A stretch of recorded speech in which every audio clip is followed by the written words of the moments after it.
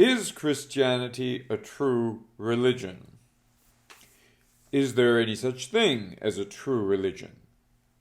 Are all religions equally true? Well, if all are equally true, one might say they're all equally false.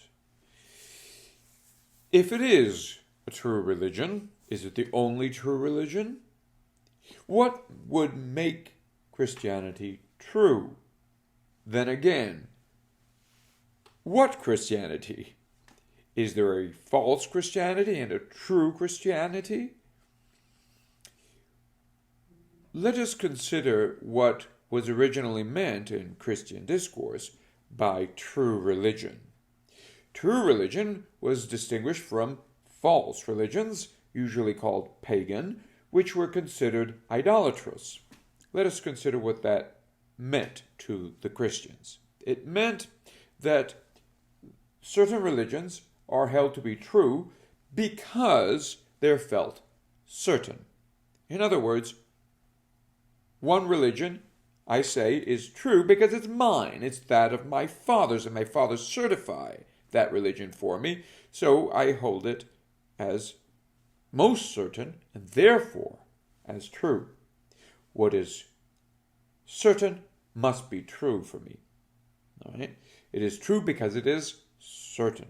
And this is also to say that there is the apparent which takes precedence over the unknown, the invisible.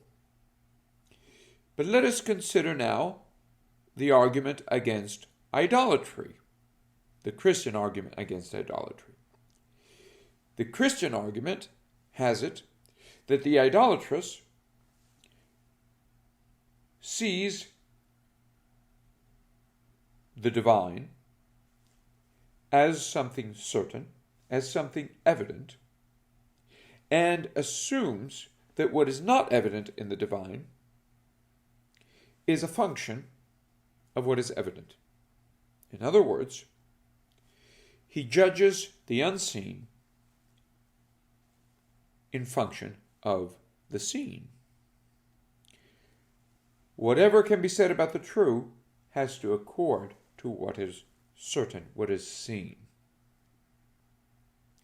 It is not that I am to read what is visible in light of the invisible, and so tread a path that goes from the visible to the invisible, but that I am to assume that everything is in order, that what is visible, so my physical certainties, my legal certainties, my tradition, is not to be questioned, because after all, it must be a manifestation of the invisible, of the divine.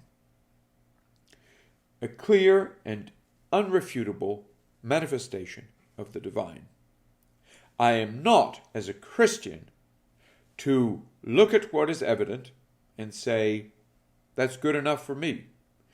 The divine calls me to stand for what is evident.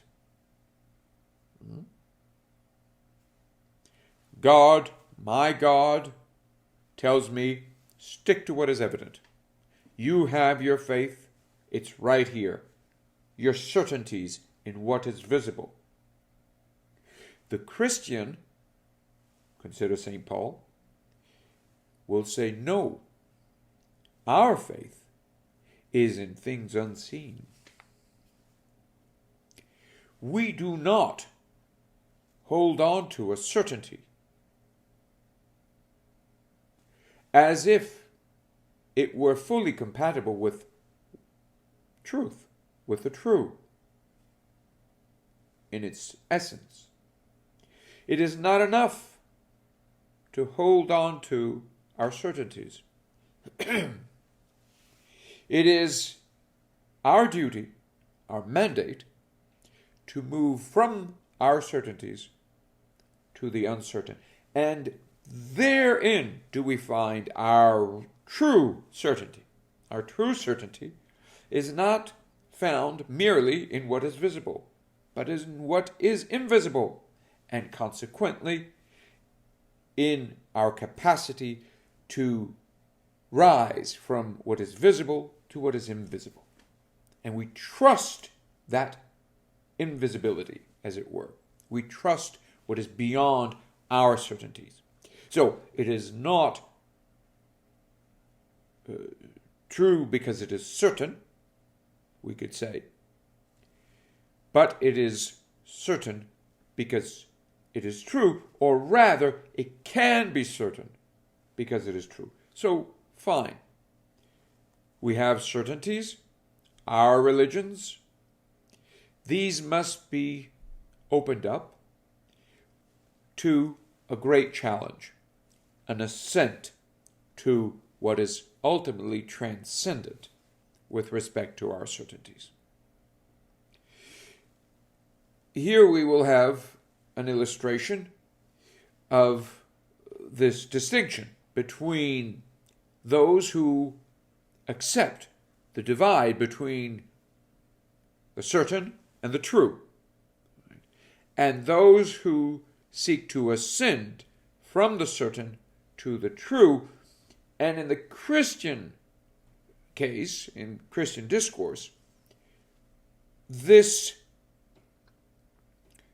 true, which is invisible, which is beyond, will be the true certainty, will be what is really certain. Now, this is an irony, one might say. It is really certain being beyond. So for the pagan, that is absolutely uncertain. What is certain is our tradition. But the Christian discourse introduces this strange situation where what is most certain is what is completely beyond our certainties, what is invisible. It cannot be seen. We see only signs, but these signs here in this world are merely invitations to tread this path that leads us to what is transcendent. And therein we seek our true certainty. The certainty that is completely uncertain for the pagan. It is foolish. Why would you abandon your tradition, your own inheritance? And the Gospels suggest that there is a reason, and that this reason ultimately is compatible with your own tradition. It is compatible with the authority of the fathers. But how? Well, some will speak of a leap of faith. You don't need to take a real leap of faith. You need to tread a path that leads through or in the element of reflection, and so in the logos, leads to what is unseen in the seen. And this is the whole point of this illustration that we have here, a Platonic resurrection.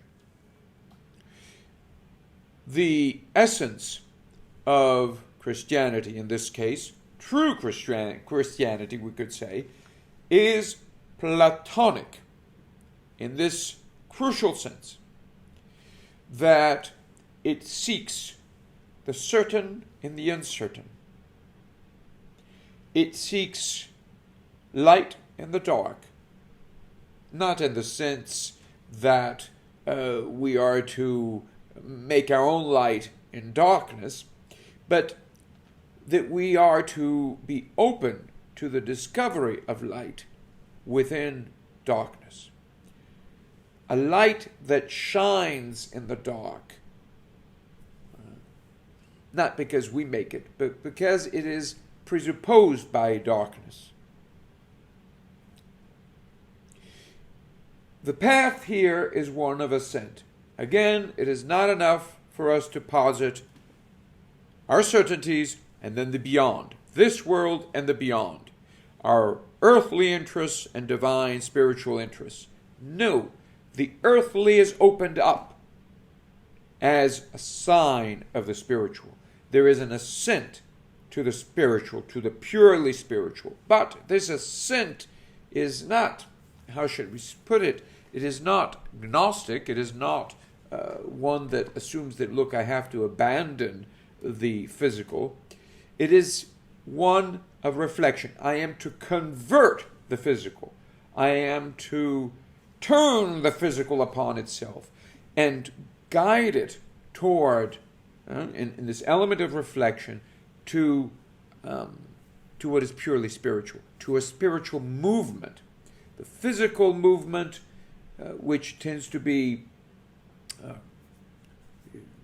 vicious, like a vicious circle. It keeps revolving on itself, and it keeps going on infinitely, and it doesn't really go anywhere, is to be converted into a movement of the mind, of spirit, is to be disclosed in terms of that movement of spirit. And so the student of this path, of this message, is to convert his own life, his own physical motion, his own passions into a divine passion. Well, herein do we begin to see the crux of the matter. What distinguishes true religion from, well, false religion or idolatrous religion? And we could say that true religion is Christianity. You can call it something else, perhaps, but it just so happens that Christian discourse was precisely the discourse of true religion.